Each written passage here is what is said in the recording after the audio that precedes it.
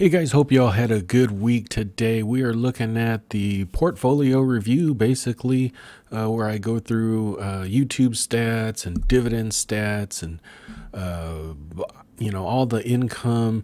I might show my bills here. I don't know. And I'll show my entire holdings.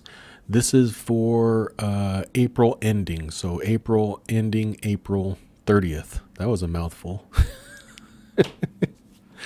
So, if you're new here, like, share, subscribe, do all that good stuff. Down in the link comment down below, or pin comment down below, is my link tree that links you to all my connections.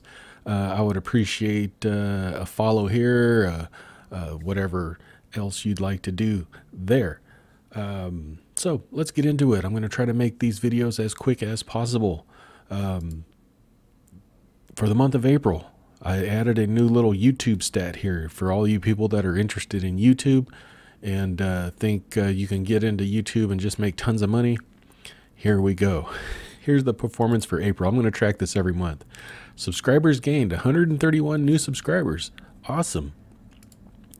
Views, 19,658 views. Revenue, $244.49. So revenue per view, 1.244 cents per view. So, the people that think, oh, you make, you just make some videos and it's, there's some people that think, making videos is just easy. It's not work. There's not a lot of time involved. There's a lot of time involved in this, and 1.244 cents per view.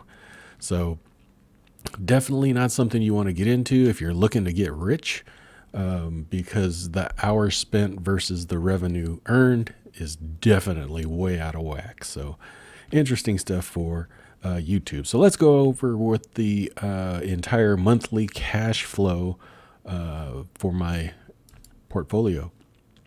So remember March, we had a very good March. April is turning out to be not so well. Or turned out to be not so well, but not bad. Realized options income, $939.31 compared to $3,400 in March. May turn out to be worse than April. Could possibly be, depending upon what the market does, a negative month. So we'll see how it goes. Dividends, we got a huge dividend month because a couple of them paid twice in the month of March. But April was not that way. Plus I had Camping World and something else in there that paid dividends. So these are just my regular dividends now. $376.01 in dividend income for the month of April. Interest income, $21.34. I am with Interactive Brokers, and they lend out your shares and pay you interest. Also, this is in my high yield savings account as well. They just upped it to like 0.6%. But I mean, it's the cash that I need to have for the short term. So $21.34 in interest income versus $10.75 last month. Regular income, that's business income, and this includes some YouTube stuff too that I don't consider in my regular videos, right? So there was a compensated video that I made, and I got paid $400 for that. Same way with March. I don't think I'll have one in May. This is business income that I've already earned in May. So don't pay attention there. I just fill it out as I go. Fidelity rewards, only $29.78 versus $49.03 the previous month. In May, this is probably going to be a lot higher. That's not usually good news because that means that I'm spending more money on my Fidelity credit card. So $29.78. I got a lot more expenses coming in May, so that'll probably be higher in May. Also, my income, if my checks come in, my regular income should be a lot higher. It's going to be offset probably with some, I don't know what's going to happen in the options account. YouTube, like we said, $244.49. Ko-Fi, that's the tip jar. You can find that in the Linktree link. If you want to send the channel a tip, That's how you can do it very easily. And then Amazon, this is my favorite one, because if you shop on Amazon, if you click on my link, I think I have the link. It's also in the link tree, and you use my link, it actually sends me a commission off what you purchase, and it doesn't cost you any extra. So if you would consider it, I would definitely appreciate it, because it doesn't cost you any extra. There's nothing coming out of your pocket except for what you wanted to buy anyway, if that makes sense. So April, $19.65 compared to $42.05 in March. No referrals such as, M1 Finance and referral links, things like that. Nothing there. So grand total for the month of income, $2,038.58. So over a 50% drop in income from March to April. Now you're going to say, GW, how do you do that? How can you live? Your bills are, if we go take a look at the bills, let's take a look at that real quick. Rent was $1,360. My Fidelity bill was $1,488.96. Now in that is my cell phone bill is paid through there. My electric bill is paid through there. My internet's paid through there. Car insurance is paid through there. Renter's insurance. As many bills as I can possibly put onto Fidelity. There's gas in there, and there's some food actually. If there is a store we go to that doesn't accept credit cards, or doesn't accept, like for instance, food is $265.13. When we go shopping, there's one store we go to that does not accept credit cards. So the other ones like Sam's Club, Costco, other places that I need to buy food goes on the credit card. Water and trash, $92.43. That's water, sewer, and trash. That gets paid out of my checking account. And then miscellaneous, this here is, I still put money into my son's brokerage account, and he's 17. This only lasts about another year, so that'll be coming off. So total bills for the month, $3306.52. So we didn't end up meeting our goals, so we had to pull money from savings basically to cover the bills. And you say, GW, you can't go on like that. Listen, I've been self-employed since 2010, okay? And my income has always been like this. It'll be high one month, low one month, negative one month. You'd be, down here in the $2,000 range for 3 months straight, right? And not meeting the bills, right? That's just how self-employed is. Well, at least for me, it's just my income has always been either feast or famine, right? But it all works out in the end. So a lot of people are uncomfortable with that because, they need to have that guaranteed income of a paycheck every 2 weeks or whatever. And I haven't had that since 2010. So these swings like this, it doesn't bother me. You just have to be prepared for it. So how the net worth total is going on here. We have $69,671 in cash and Interactive Brokers. We have $52,969 in stocks in Interactive Brokers. My high yield savings account has $25,167. My M1 Finance, $61,8067. My Fidelity, I have one Fidelity account left, $1,021.58. I actually took, if you remember, I had a miscellaneous tab. I took that off, and that's what I used to pay some of the bills. So total in cash, $94,838. Total in stock, $60,171. For a total of $155,009.56.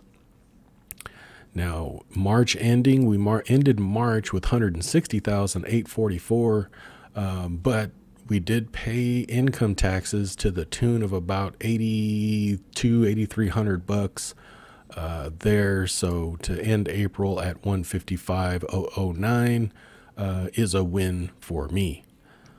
So we'll have to see how May goes. Now, weight loss. Disappointing. Disappointing. I actually started April by gaining 4 pounds.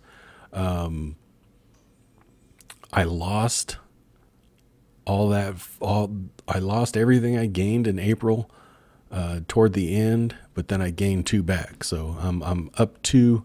I'm just kind of swinging up 4, down 4, up 2. So I have 39 more pounds to go. So that's it. Hopefully this didn't go on long. I tried to talk as fast as possible here. We are down 550. What is that? 161. That's not even $5,000, is it? But you know, we paid taxes, so that's to be expected. May's going to be interesting. I know I'm going to have a bunch of good income in May, but the options income, if you follow my options videos, it could get a little hairy here in May, and we'll tackle that as we go along. So hope you guys enjoyed. Like, share, subscribe. Use that Linktree link down there. If anything you can do would be appreciated, especially that Amazon one, because that's my favorite one, because it doesn't cost you any extra, and that's a win-win. So you guys have a good week. We'll talk to you later. Thanks. Bye-bye.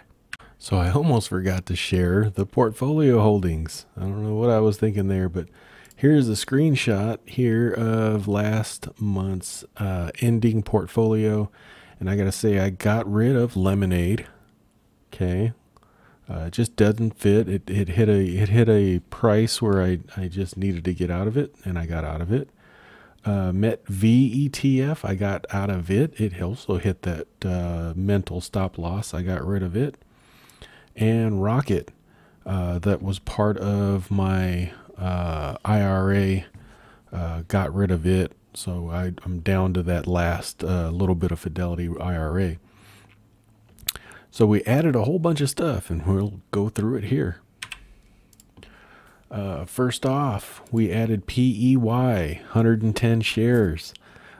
Cost basis of 2207 right now. It's paying a 4% yield. We had some drips in QYLD, RYLD, XYLD, so we're up to 657, 510, and 204. QQM, no changes there. I added Ford, so I own 100 shares at a adjusted cost basis of 1505. I added AT&T, 100 shares, cost basis of 1901.